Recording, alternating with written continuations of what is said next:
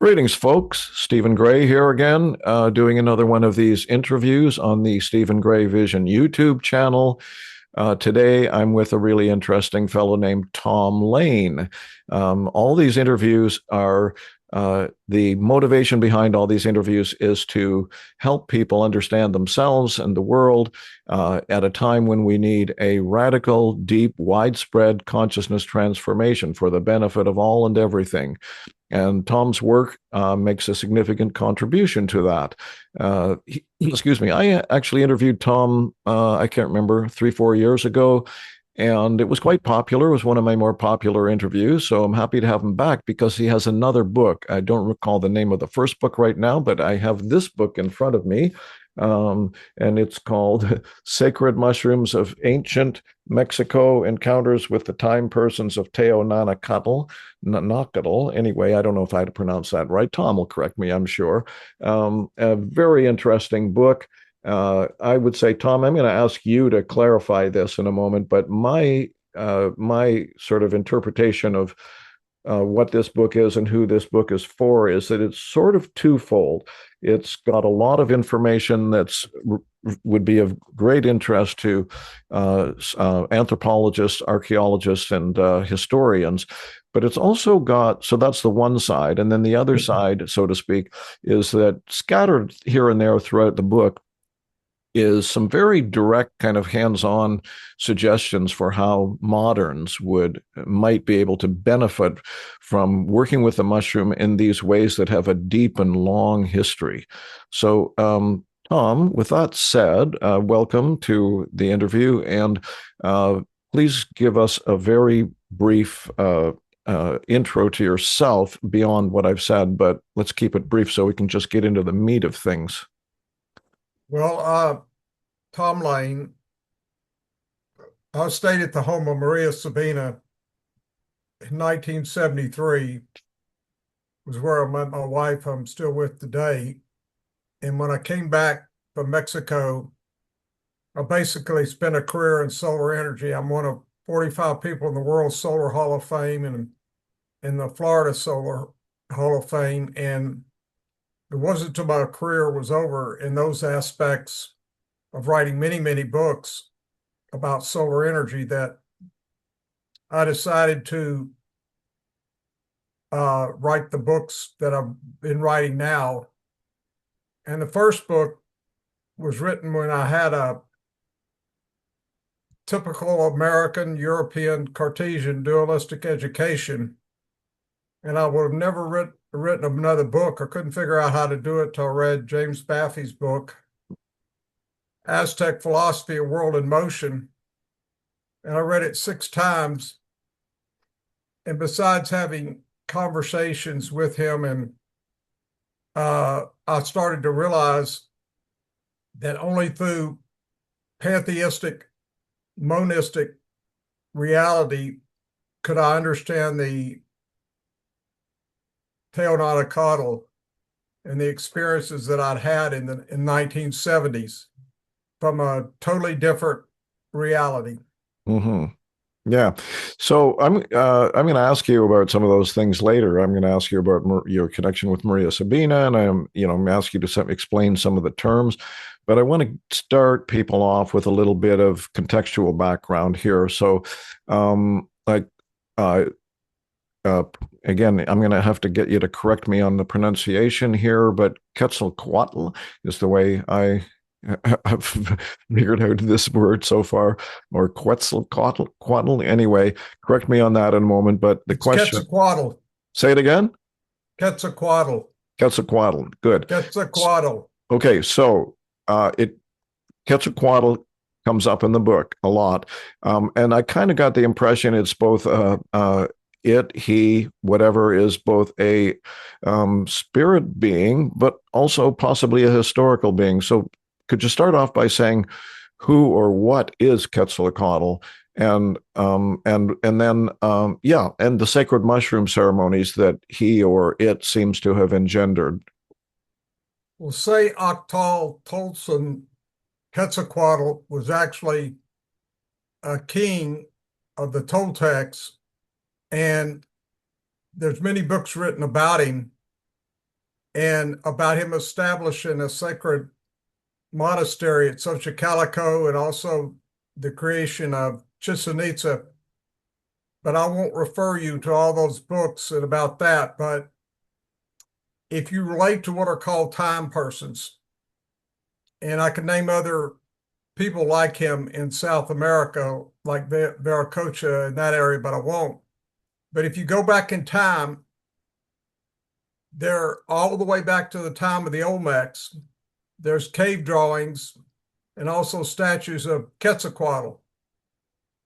Now, I mentioned James Maffei earlier, and what I want to bring up is this, is if you use Western dualistic logic, there's only two explanations that are available that Natwa or Mesoamerican anthropologists have come to an understanding of what you would call sorcery.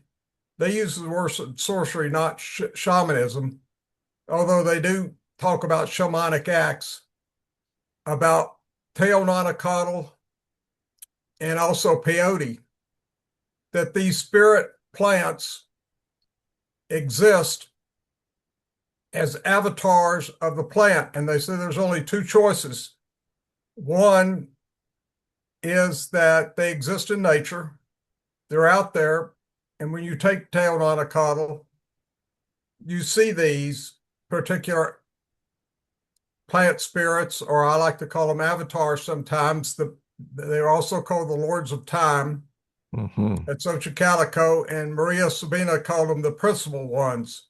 Mm. And they've been called the non-human other or other than human. But the anthropologists have decided, people in that department, to call them time persons. And it really shook up the people at Berkeley and everything in the Natwa studies, to think that these sorcerers were using sacred mushrooms, but laughingly, they were told, look, this wasn't like kids going to a beach party in Los Angeles. They were, Mm-hmm. being used for healing and healing purposes. Now, the other aspect of this, I said, one, they exist in nature. You take the plant and you see them. Mm-hmm. I think the other option is more logical. That is, they exist within the plant experience itself. If you take the sacred mushroom or peyote, as the ancients did, and even if you're out in nature, you can see these that exist. They're not like the DMT fairy-tales that exist in your mind or somewhere. They're out there in nature, and you can auditorily and visually communicate with them. Now, with Teonanacatl, Quetzalcoatl is the ultimate being that shapeshifts into everything else, his grandmother, into Xochipilli, into Quetzalcoatl, into all of these. They're all a matter of shape-shifting of reality. And that's a major, major difference between European Cartesian duality Mm-hmm. and American. Is there's and, like female and male. Right.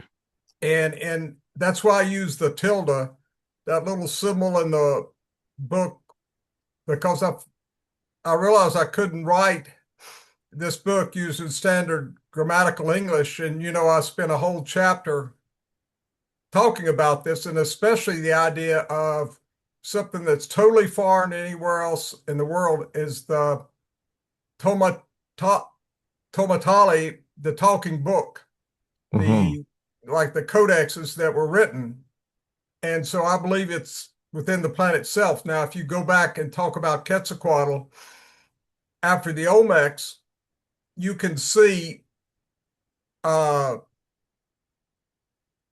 in Xochicalco, the Olmecs go back thousands of years BC, but you're seeing these different things of exhibits of Quetzalcoatl called Culiacan by the Mayans at Zaxamilco and at Chichen Itza, but especially at Xochicalco, where it becomes really, really present. And then you can go up to today and all these figures are being drawn. So you go through time historically, and everybody uses the art the best they can, what they have at their disposal. And it's like a German friend said one time to me, "Oh my God, I didn't know there was Quetzalcoatl was in Germany." Or a Vietnamese friend said, "Oh, I didn't know about this." But the point I'm trying to make is these time persons, what used to be called the non-human other or other than human, exist within the experience of taking Teonanacatl. That's the mushroom, of course. Yeah, in the ceremony of the deified heart, there was also, the Huichol, they have a book written about the ceremony of the deified heart. They all spoke Nahuatl. See, from central Mexico all the way to the American border, and all the American Indians along the border, Comanche, Apache, Hopi, uh, Navajo, all spoke Nahuatl. Hmm. From central southern Mexico all the way to Panama, they spoke Mayan. They were called Maya. And of course, you had traders between the two people. They didn't have horses, but they had long distance traders. For instance, the Central Valley had the people called the Pocotecas, and they were devotees of Quetzalcoatl, and they would have mushroom ceremonies before they went on a long journey, because they would journey all the way to the American Southwest to get turquoise, and they would journey all the way to the south to the Yucatan and even further to get stuff from the Mayans. And the Mayans were unique in that they traded with the Taino. Uh, Sometime I'd like to have an expert on with you called Larry Roberts, who's an expert on the Taino, but they covered Hmm. all of the Caribbean. Yeah. That's actually a sort of a topic in itself that I find fascinating. I don't want to go there if you don't mind with this interview because Shortly, I want to work you gradually toward stuff that's going to be usable material for folks like us up absolutely. here in the big world. But I just want to say regarding that quickly that. If I can say it without starting a whole line of topic here, that I think one of the great oversights of sort of European written history, so to speak, is the lack of understanding of the incredible amount of connection and trading that went on all over the world, but certainly up and down the Americas. But moving along, if I may, in terms of sort of giving people background and context here, I think it's really important for people to understand the sort of worldview and attitudinal difference between the sort of Western, if you will, European sort of rational reductionist dualistic kind of mentality and understanding that you referred to a moment ago. And I'm going to quote you a line from your own book and ask you to elaborate on it slightly to clarify that difference. And the quote is, you are never out of church. I love that line. You're never out of church. That's what some of the like Buddhists and Native Americans say, is that every place you go is sacred, right? Anyway, you are never out of church in a pantheistic, animistic, monastic reality. Monastic meaning in this case monism rather than like Monistic, yeah. not a monastery. But could Yeah. you elaborate on that a little bit, please? Well, when you take the sacred mushroom in high dosages in the ceremony, like I've done recently with friends, you can see the entire web of life when you're out in nature and it connecting to you everywhere and connecting to everything.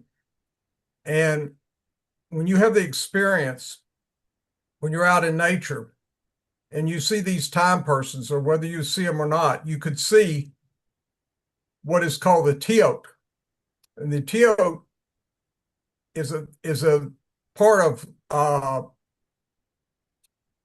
there's three possibilities in monism instead of a Cartesian duality. One is mind and matter are equal, but matter is more important. The other is matter is more important. In this version, which is like the Chinese Taoist Chi, there's mind and matter equal, but there's a third part just as important, which is energy, matter, motion that is constantly flowing, and we're coming into and out of it. And there's no beginning and no ending. If you would imagine, for an example, a ball like the Zen ball, with the white and the black and inside of each other. And this thing is bouncing down and spiraling and twisting and turning, and you come out of it, and one day you'll go back into it. Mm-hmm. And this idea was expressed by them in their poetry, especially about that we're like flowers, that we're coming to this planet, we exist with the flowers and everything else, and then we go back. That's why a lot of things like vultures, etc., were sacred to them, because this is a return to Mm-hmm. the earth. This was very, very impossible for the Americans that Columbus met and the Spanish to believe that there was dual gods, like good and bad. They saw everything as forces of nature, and these forces could be good and bad, but especially within this view of reality, it was almost like Spinoza taught in Europe, or Einstein, when he was asked, he said, "Do you believe in God?" He said, "I believe in Spinoza's God," which is basically sort of like quantum physics. Everything is coming in and out of it and exists as energy, sort of like electromagnetic or Mm-hmm. electrical energy. Yeah, I think the key thing for lay people to understand about animism, and correct me or add to that if you wish, but as I understand it, it's related to the etymologically, it's related to the word animated, and it essentially means, as I understand it, that everything is alive. Everything has, on some level, a degree of consciousness, and as you've implied already in some of your comments, in the right state of mind, certainly, if you get into the right place with the use of the sacred mushrooms, then there's the possibility of actual two-way communication with these things. So that's how I understand animism, is that we're not, as with Descartes or somebody once said, that the world is dead matter. That's simply not true. Absolutely. And if you hike in the wilderness, or if you spend time hiking in the wilderness, you'll certainly understand that. But the idea was that to get rid of the word "and," like female Mm-hmm. and male, to say female tilde male or life tilde death, to get rid of the idea of the separation, Uh-huh. and to realize that we're all a part of this world, and to them, the perfect analogy would be Hamlet, to be or not to be. Mm-hmm. To them, we were, from the conception of our birth out of creation, we were both becoming, being, and unbecoming at the same time. Mm-hmm.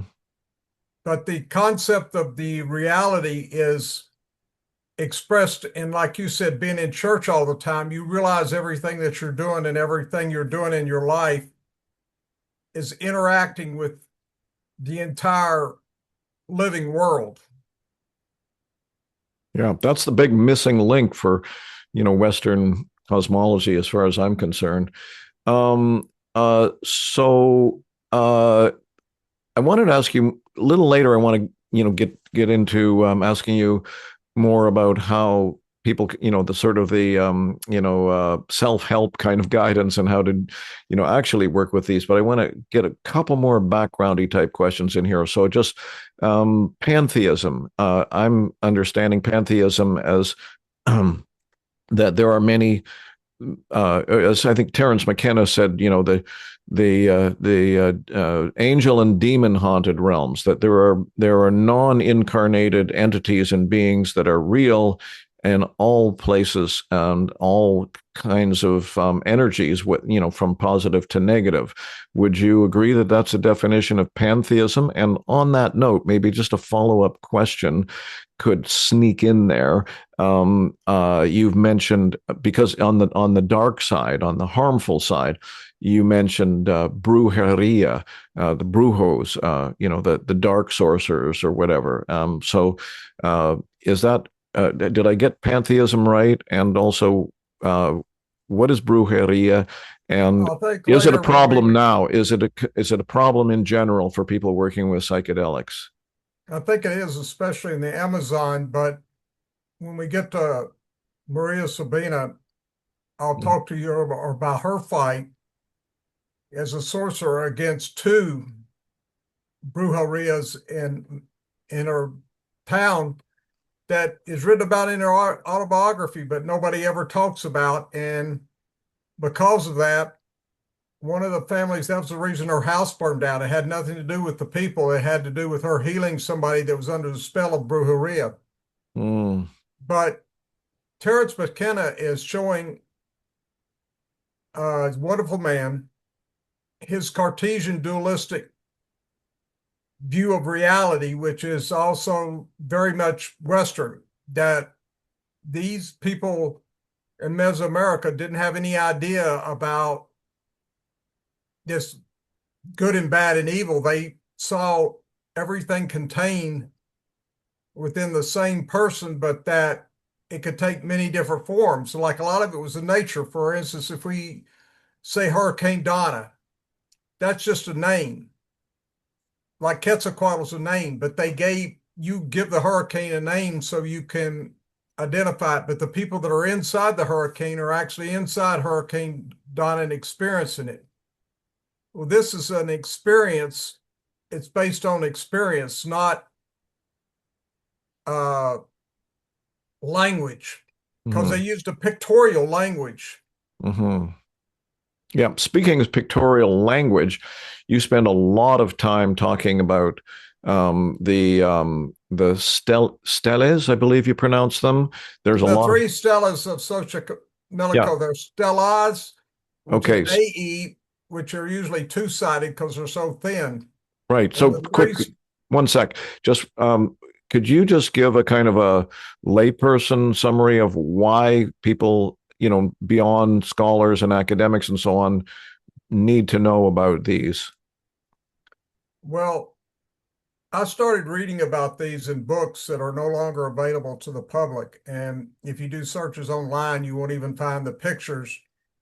But they were from early Mexican books of the three stellas of Xochicalco, and they were by Mexican authors. So I started reading what each of the four sides and what they said they were and going down through them. And it was easy to understand that they were involved with the sacred mushroom voyage. The first one was the voyage or ascension with courage under the underworld. And it showed the plume cape, and earrings of Quetzalcoatl. And then the second one is about the ascent from the underworld.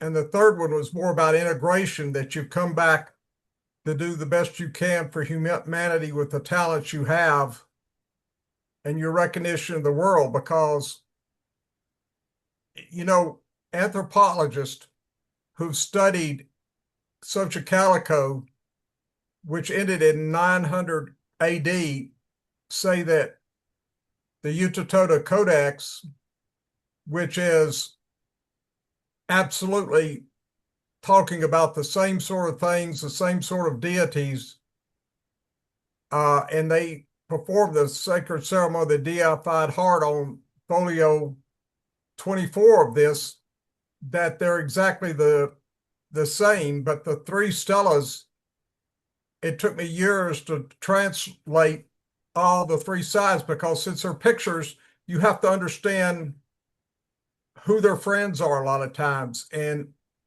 who's they're associated with and what this means. And what this led me to was that two of the stellas at the top of them have the sacred mushroom altar at Teotihuacan. You see, Xochicalco was really unique.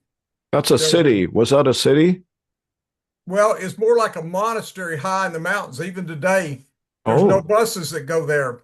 Those oh. no tourists selling you all sorts of whatever tourists are selling before. You have to get there by bus or walking, or you can't get there by bus, but Mm, it's close to 5,000 feet in the mountains. And the interesting thing about Xochicalco, it was created by both Mayan speaking sorcerers, and by Nahua speaking sorcerers, Nahuatl, who were mainly Zapotec, Mixtec, and Tihuacanos.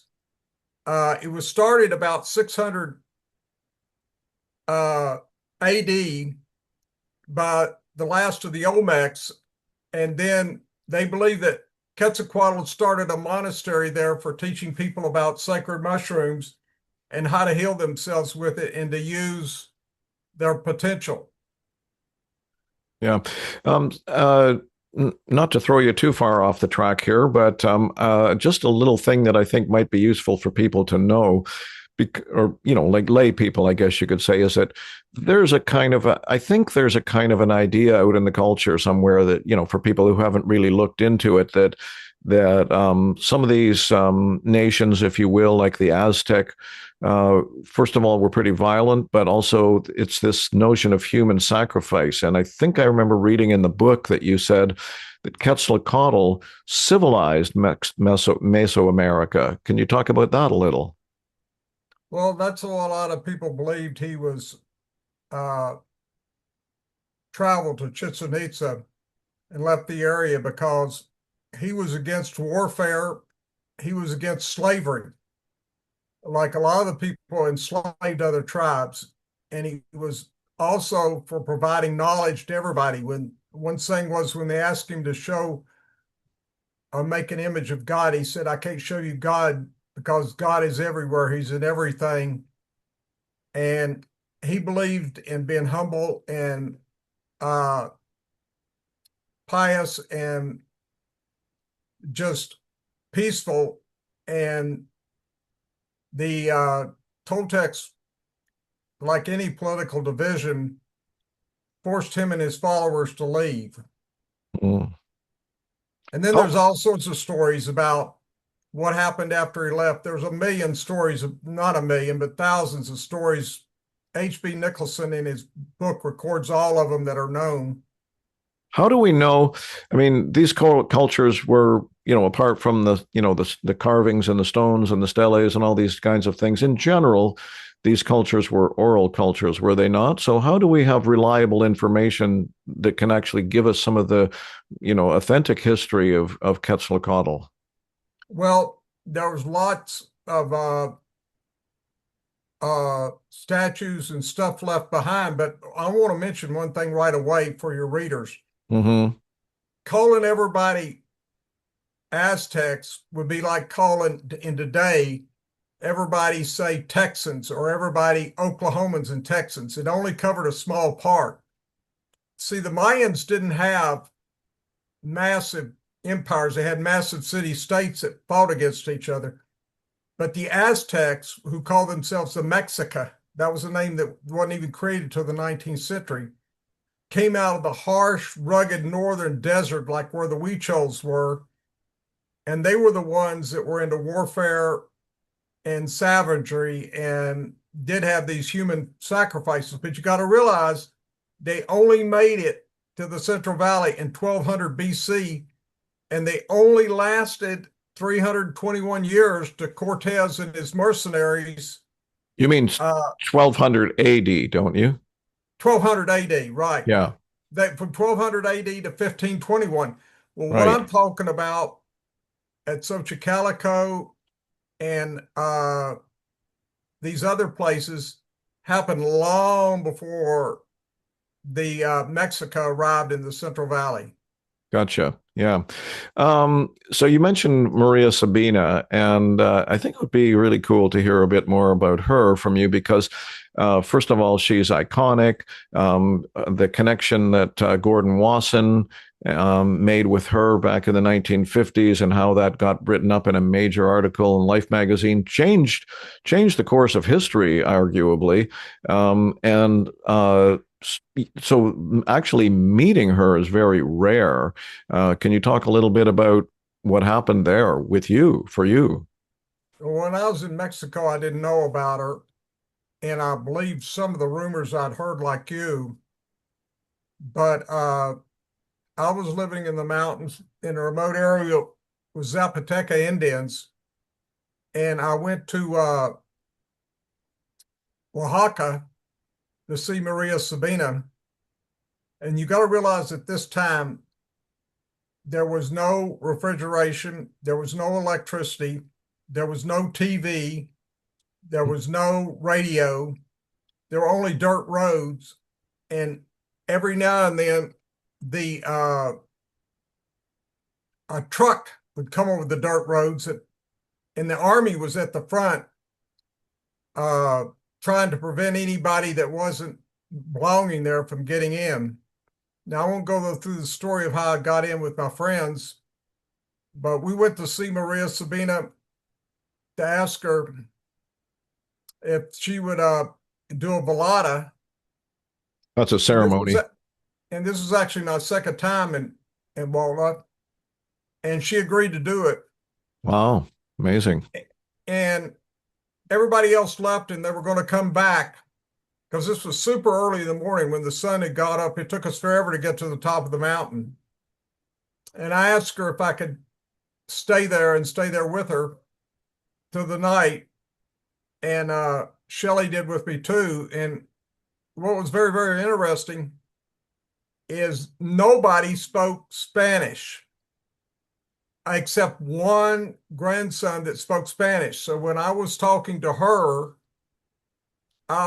we would talk to this young child in Spanish, and he would speak to Apollonia, the daughter of Maria Sabina, who would speak to Maria Sabina, and then Maria Sabina would reply back to Apollonia, and then this little child would speak to me. And That's sweet. the main thing I remember, or to the ones of us that knew Spanish really well, was that it was a dirt floor. The doors and the windows were just openings, and sitting with her during the day, clouds would come through her house. And one time, a lightning bolt literally came in one window and out the other. And I was just sitting at a table, and she didn't even move. It was like nothing had happened, but the chicken on the table jumped up and down and jumped off the table. And she served me cacao and Shelley for the ceremony for that night. And what I remember the most about the next morning, her daughter Apollonia came out and through her grandson said, "Here's these magic, or keep these with you, and the army and the federales won't see you when you leave town." And I asked her, "Well, what are they?" And they were like walnuts, but purple. And I know them now as Sclerotia. And I actually took them back across the border to Tennessee, and I asked her, "How does Maria find these?" And her daughter, through the translation, said she can see when lightning hits the ground and they're glowing underneath the ground. Hmm. And Yeah, she wants you and Shelley to have these to sort of make you invisible, carry them with you, but invisible to the army when you leave Waltla. yeah. In any case, as I say, extremely rare and special to have had a connection or a meeting with Maria Sabina. She, if people don't are not aware of her, she's well known to many people within the sort of psychedelic community, if you will, or world. But again, not well known to people outside of that, or have encountered people outside of that world. I would Okay, just I would go just ahead. say one thing. Yes. She rubbed tobacco on my arms from here to there. Hmm. Tobacco to it turned green, and she rubbed dirt on my eyes.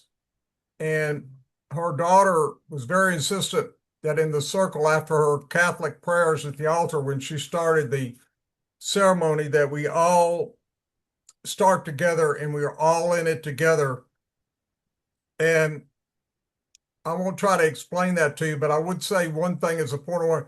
Do not believe anything about Maria Sabina by somebody who didn't know her personally, was there and in ceremony with her. There's been ridiculous stuff like John Lennon flying a plane into Waltla de Jimenez, where there's no airport there and there's not one within 50 miles of Waltla de Jimenez. So there are all sorts of stories you'll hear, but only trust Spanish and I would say American authors who actually were at her house and Hmm. spent time with her. Understood. Yeah. Anyway, she's an important part of that history, obviously. um, moving along, there's a really interesting line in your book that I wanted to quote back to you and have you comment on it. It is humans need an icon of creativity and hopefully caring goddess that intervenes in your family life. It's the intervenes in your family life part that I found quite interesting. What does that mean? How does that happen in your view? Well, this is the difference between an idol and an icon.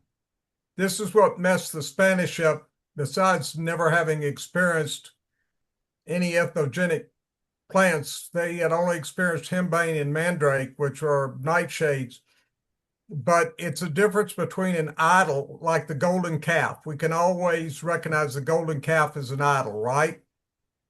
Well, the Virgin Mary is an icon. She's representative of something. She's representative of force. So when you saw a statue of, say, Quetzalcoatl, it's self-representing and self-presenting to the people there. And that's everybody in their life. I guess some people do it with a Buddhist statue, or I even know Buddhists that have a statue of the Virgin Mary, Hmm. that she's self-representing. It's not worship. It's not something you're worshiping, but it represents to you something that you believe is sacred or divine, like the hand of creation, that how important women are, and to be a perfect person. That's the difference between an icon and an idol. Hmm. Okay. So how does that actually potentially get into people's daily lives and intervene and help that energy? Well, I guess with Buddhists, if you recite some of what he said or recognize that, with the Virgin Mary, it's more like something that Catholics, they don't worship the Virgin Mary like, or the Mesoamericans like Christ or God, but they see her as a representative of the hand of creation, of something that's holy and sacred. And if you contain that within your house, or you have that picture, you're trying to maintain that within your family life and image, that you're going to live up to the sacraments, say, of marriage and of being for instance, a woman, just a good person. Okay, sure. That makes sense.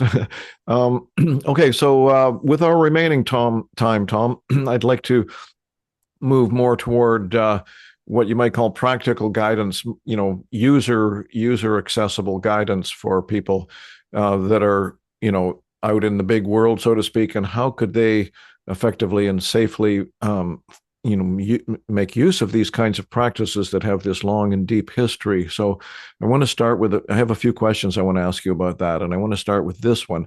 You talk about physical healing as kind of almost like the first thing. So how does physical healing I need to take a happen? bathroom break just for a second. Oh no. Okay. Hurry up, Tom. Uh, okay. There you go. That's a first for me, where the guest abandons me in the middle of the interview.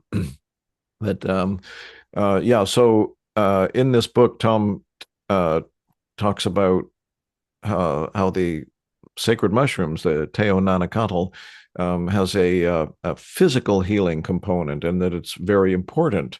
Uh, Well, that's why I talked about in a pantheistic world that, you know, everything's involved, but in the sacred mushroom ceremonies of the deified heart, the idea was not that there was a different reality, a different world, but that you were going to remove some of the disguises of this reality. And basically, I can sort of describe it to you and give one example of a woman, a Vietnamese woman I was in recently, and she had been raped in a camp that she was at in Cambodia. And she held on to a tree and saw all the energy flowing with her tears and out of her body into the ground. But what I'm talking about is there's two types there's a physical resurrection and spiritual rebirth. And to them, the physical resurrection came first through your heart, through your yodel, your total, your deified heart.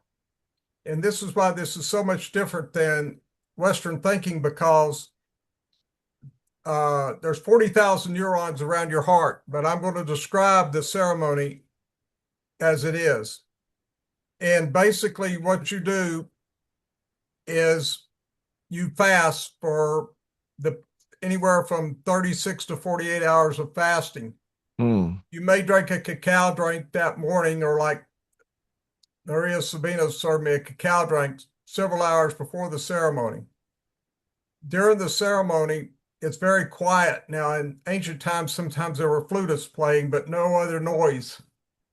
And it was especially getting towards sunset. Well, the idea was that you started dipping mushrooms in honey, and you bring a cup up to your mouth and dip them in the honey and put them in your mouth and chew, chew, chew, and chew without swallowing.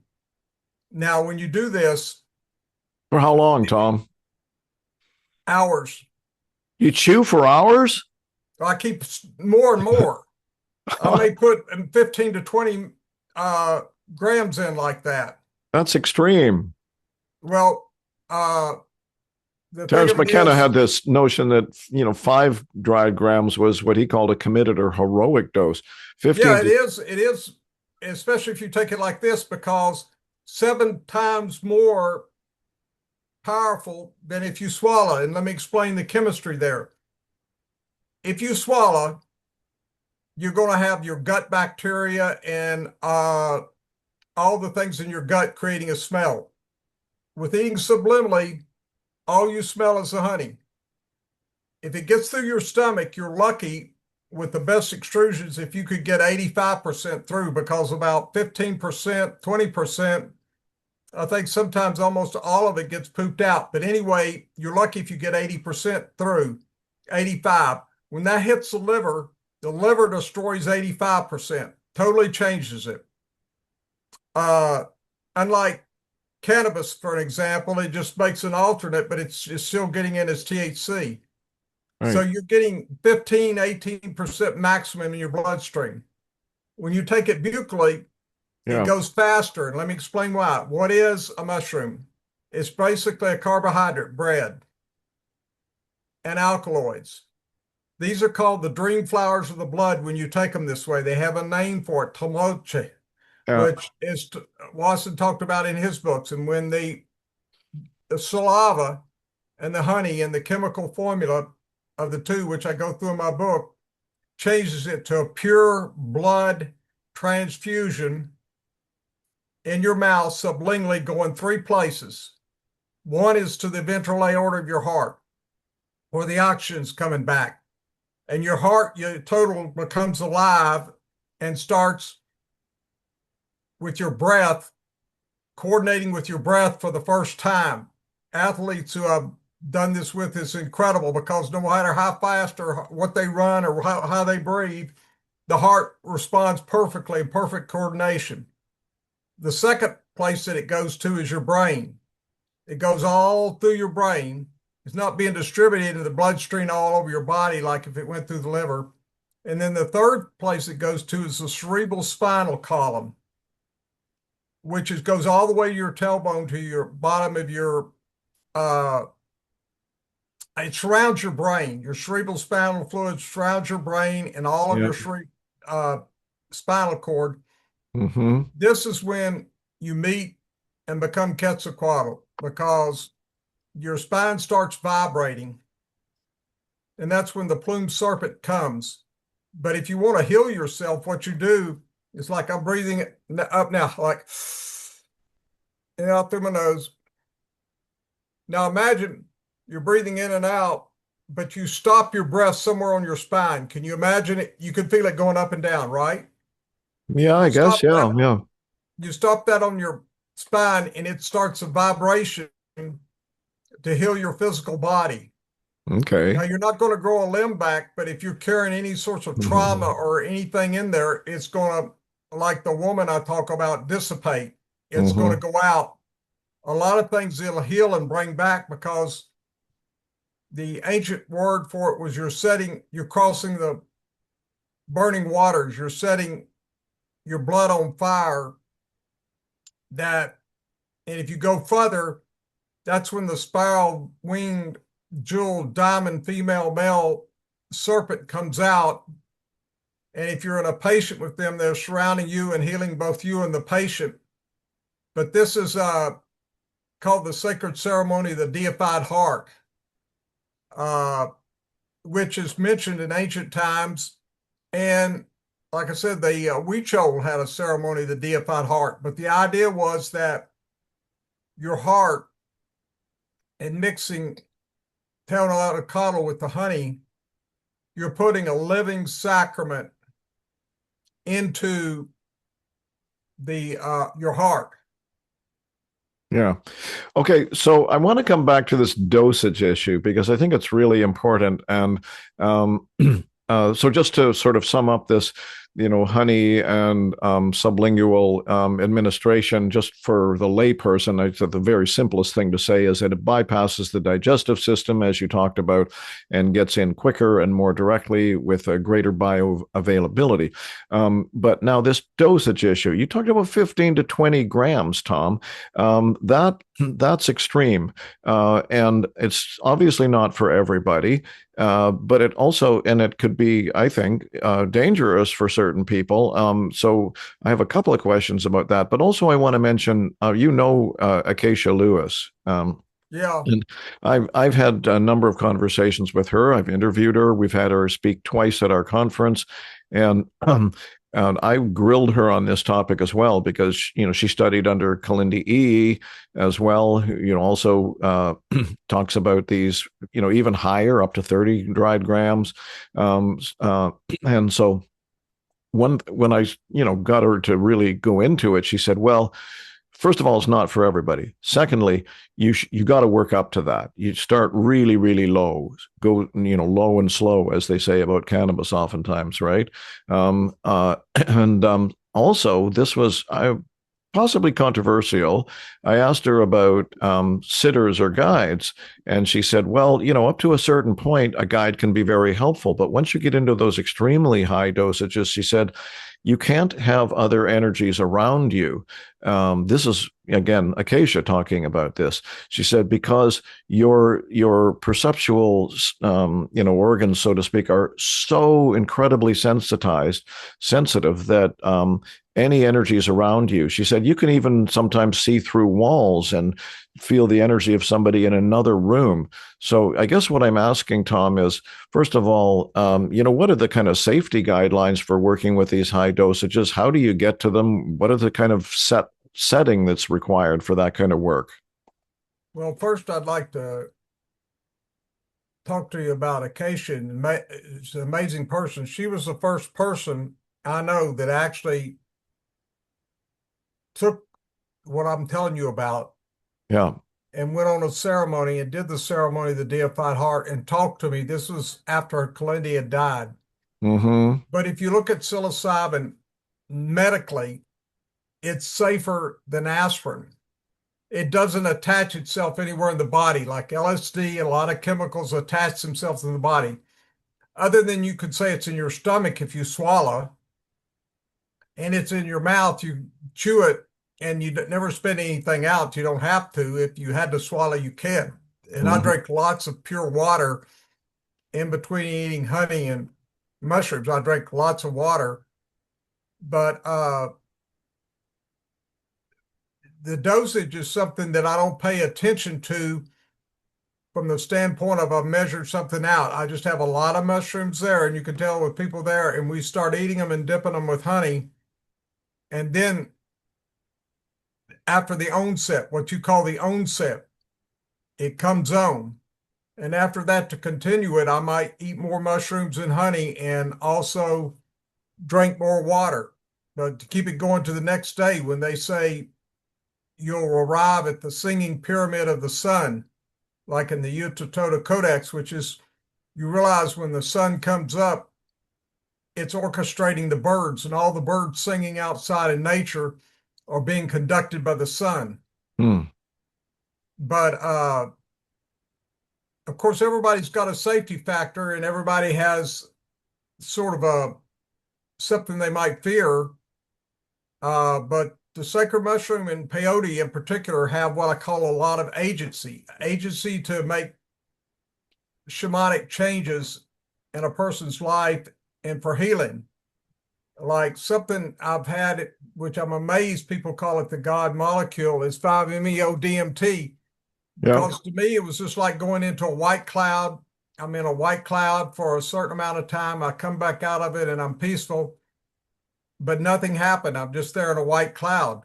That's kind of my experience with the two times I've done 5-MeO DMT. Is like for like 1 or 2 minutes you go, oh, this is it, but you don't know what it is. There's no content. There's no intellectual content. There's no visual content. There's just like, oh, this feels like reality or something. But then when it's over, it's like, okay, what just happened? And I don't.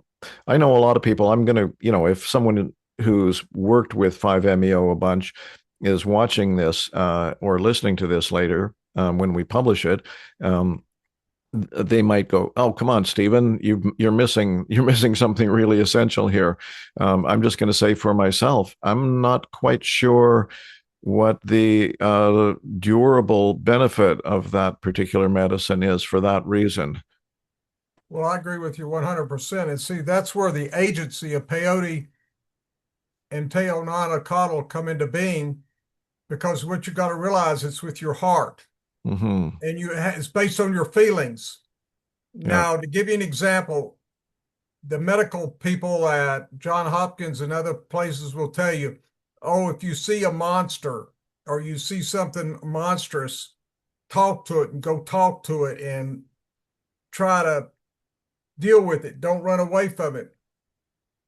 And Acacia knows, like I do, that you don't do that. You feel love for it. Just like if you realize with the tilde, it's a continuum.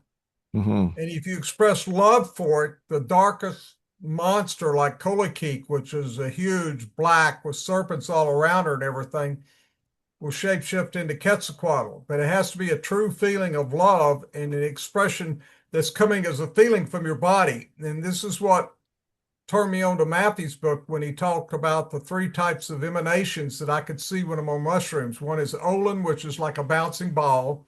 Hmm. The other is like Malini, which is spiraling, twisting, turning.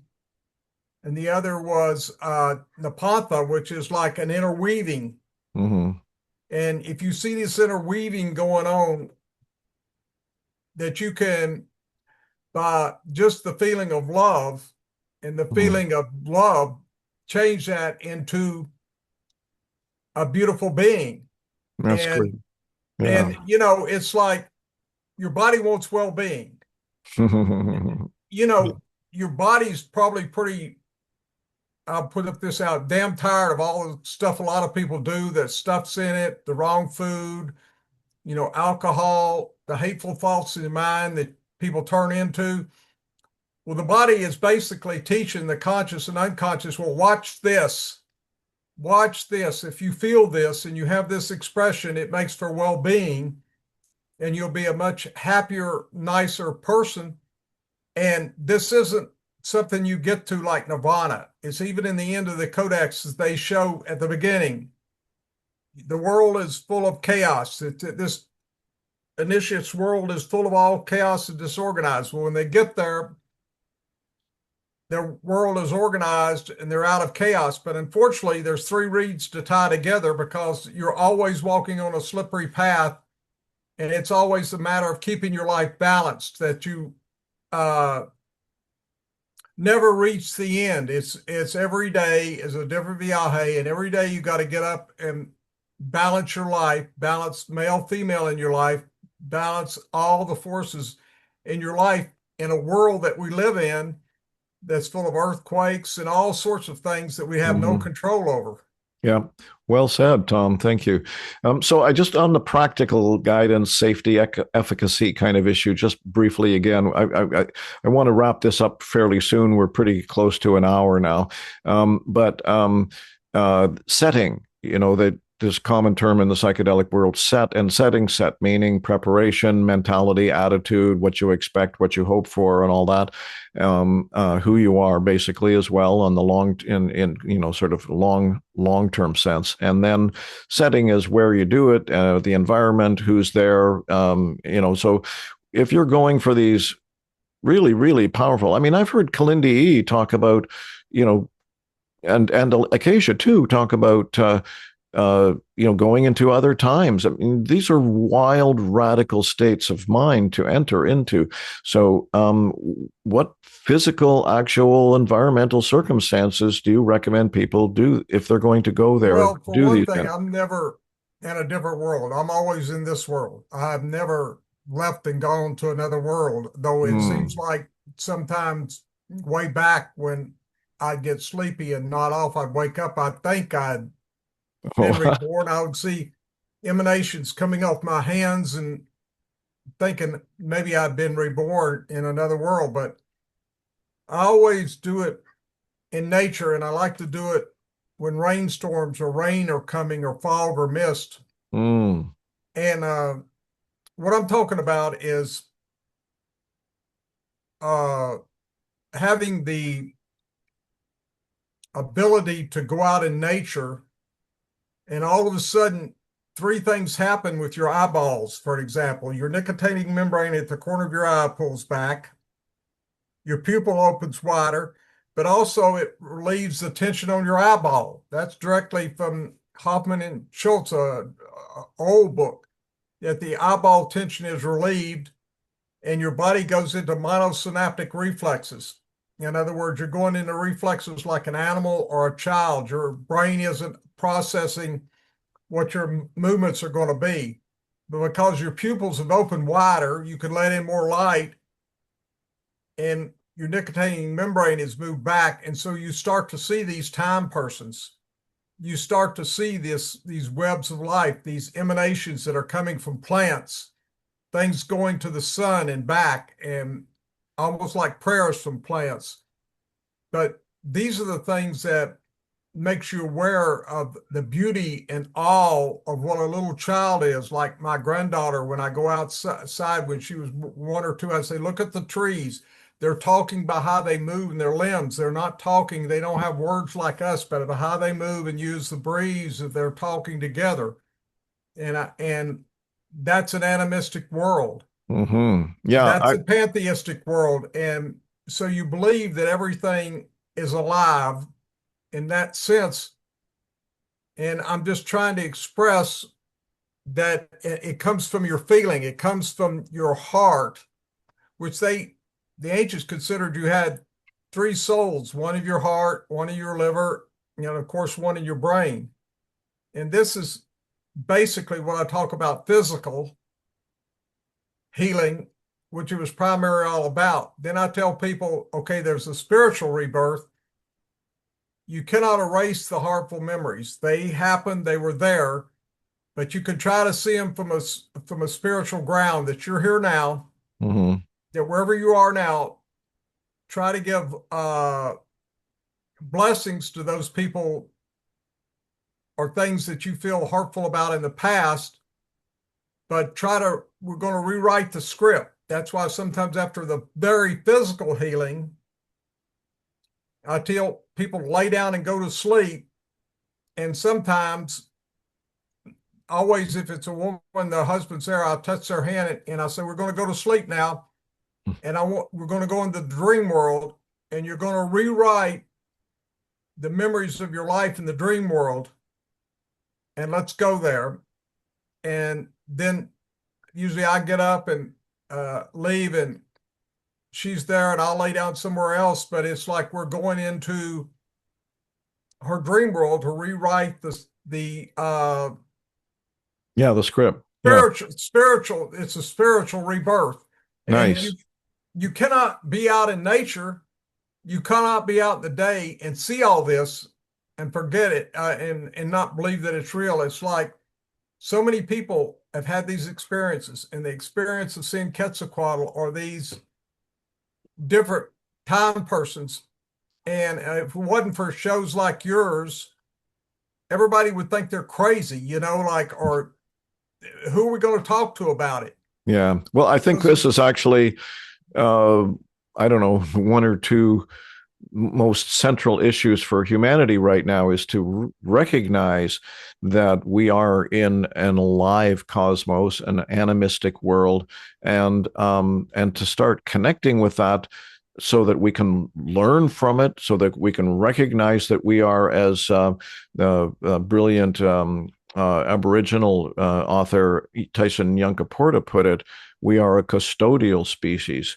Where that all the other inhabitants of the planet are living in an interwoven, interdependent connection with each other, but we are the one species on this planet that can actually do things to change our consciousness and change our way of behaving on this planet. So I would like to wrap it up in a sec, Tom, but and what you just said was possibly a good way to end because it was pretty uplifting. But there's another little issue that I want to make sure people hear about back on the sort of how to level, how to work with these things. And you speak about in the book working with cacao and how that's a beneficial adjunct to working with the mushrooms. I think you said something about, you do it before, not during or something. So yeah, if tell us you a little bit about cacao and how that's a beneficial adjunct. well, if you read about what all those informants said, they always said there was usually a cacao ceremony the night before during the day. Now, Mm, you can't use cacao like you get in the store. You get the beans and you grind them up after they've been in a freezer, and I use a bullet blender that's been in a freezer too, and it blends them up just perfectly for like coffee. And you let coffee quit boiling, like, in other words, when it's in your cup, say like you would normally serving coffee, you wait till it stopped boiling, and then you pour that into the cacao. And some people add a drop of vanilla and they drink that. Now, there are two bliss uh, transmitters in cacao. And one of them's PA, which is when people fall in love and they think the other person's just unbelievably wonderful. That's one of them. And then there's another bliss transmitter besides oxytocin, which is a love hormone, that comes out of women's breasts to the baby. So all these are to get you in the right mood, to get you in a joyful, spiritual, happy, joyful place mm, before the ceremony. And that's the basic thing of the cacao to get you in that place. And then with the sacred mushroom, what I learned from the Zapotecas way of the mountains is mm, you should have an intent and discernment of why you're doing it. It may be just like, I'm going to clean my body out. I'm going to really clean everything out. That I'm fasted. I'm going to get my body and use it as a tuning fork to tune my body. And in the meantime, I'm going to know I'm going to go to Lachlan. Lachlan was the magical land of what they call the little people, the people that exist in the mushroom, and I'll play with the children there, and I'll play games and run around. Other times it's like a healing ceremony or somebody's there to be healed or to learn. And I tell them the main thing is don't use your brain, feel. Use Hmm. your brain later, think about it. Just feel what's going on, experience what's going on and feel it. And if you have something like an intuition or you're leaving your body or something, don't think about it, go with it. It's a tool. When you use it as a tool and just experience that, don't analyze it. The next day you can try to analyze it, but that's the problem. When you're using Cartesian logic, you're like a fish in water and you jump out and you're a bird in the air flying around and everything. Well, you're going to go back in the water. When you get back in the water, you can remember what. But now, in this space and time, what I'm trying to teach people is how and why things happen like they do. And Hmm. why love and the feeling from your heart and heart motions are important. And you talk about this world. Well, I talked to James Maffey about a week ago, and I was asking him about, does he see any possibility of people thinking in this way? And he says, well, it seems pretty dim now. And I think it's pretty terrible, that, uh, but all I can do is try to do my best, and you're doing your best, and we can write something, and maybe there'll be a tipping point where people actually try the experience of the deified heart. I'm not talking about something esoteric. There isn't anything I just told you on this thing that a person can't do and go as deep as they want to in it. And they'll find out that they'll have these experiences, that these time persons, which Maria Sabina called the principal ones, are on the walls of the Temple of the Plumed Serpent, were called the Lords of Time. They exist, and they're our friends. They're our friends to help us, to talk to us. They're not gods. They're not deities. They're way below the angels. They're just the plant spirits that the Creator gave us. And, all religions talk about the Creator giving us this. And I don't think about myself as a custodian from the standpoint of, I'm any more important to the tail which is out there than, say, a deer running through the woods. But at the same time, we all have to accept our responsibility for what Hmm. we do. And, we have to accept both how we feel and how we think and love other people. But that is a responsibility. And that's when you come back from your ancestral underworld, you realize that that's all that matters. How can you use whatever talent you have? And some people are way more talented than other people. Like, Different talents. Yeah. yeah, Maria Yeah. Sabina had very unique talents that Beth Yeah. Williams wrote about in an article, the unique talents of Maria Sabina. And other people like Henry Munn have written about this. And it's like, I'm not a great singer. I'm not Yeah, you poet. use what you have. Hey, Tom, Yeah, sorry to interrupt, but I'd like to wrap it up if you don't mind at this point. sure. We've had a nice long chat, and wisdom from an elder. I hope people learn from what you've shared, Tom. You've obviously got the bona fides. You've done the work, you've done the research, you've had the experiences, which is what really counts in the end, isn't it? And you're sharing that with people, for a good purpose. And let's hope that, even though the light may be, pale these days on some level, everything that one can offer, it's got to be helpful, and who knows, so onward. And on that notion, I just want to remind people again that this is Tom's second book on these topics. Sacred Mushroom Sorcery of Ancient of ancient Mexico. There's, as I mentioned before, there's a lot in here that would be of interest to academics, researchers, and so on. It's loaded with photographs, pictures. It's fascinating that way. And it's also, as I said, scattered here and there throughout with more hands-on guidance, kind of like Tom was talking about a little while ago, about how to actually work with these medicines. So it's just really interesting in I'd that like to regard. make one comment. Okay, Tom, go for it. When I'm talking about the sacred ceremony of the deified heart Yeah. and Quetzalcoatl and some of these things, I did a presentation to the American Society of Anthropologists in Tampa in 2024 to expose the cover up of Xochicalco at Four Lizard. But there's a ton of evidence in there. And I know a lot of people think it's thick because I'm presenting the archaeological evidence behind what I'm saying.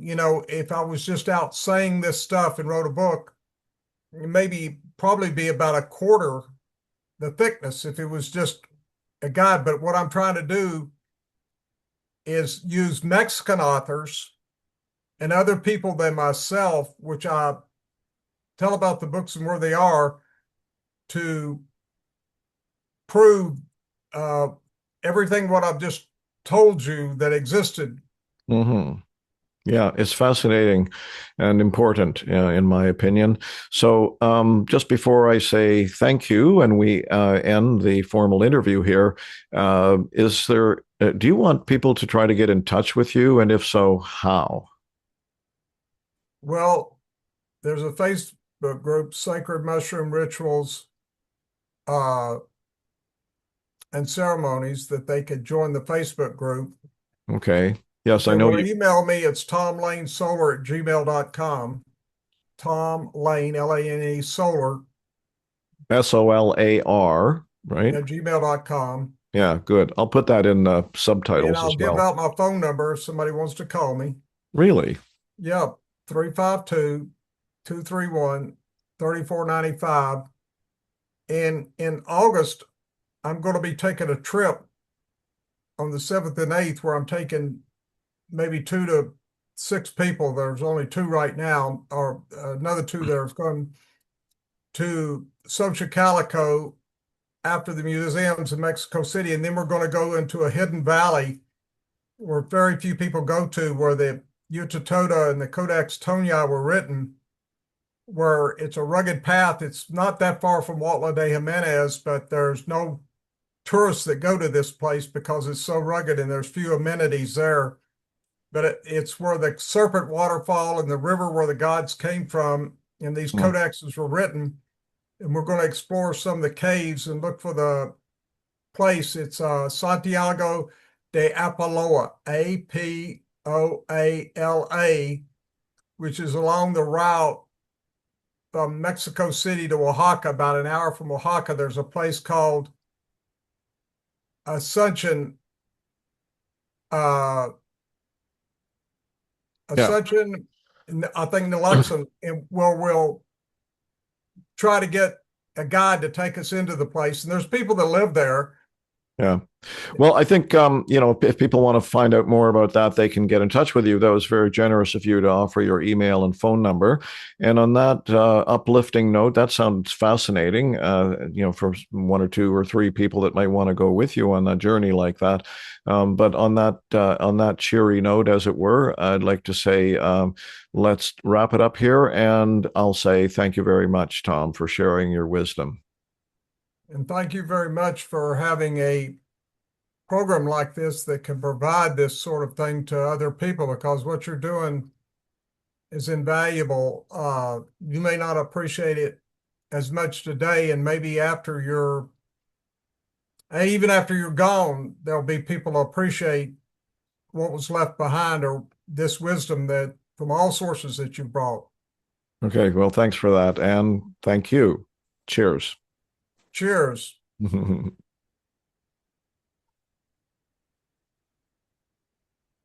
you want to just talk now, or? No, well, whatever. I can cut it off. Hang on a second. Come on, little baby. I think we managed okay. No, stop recording.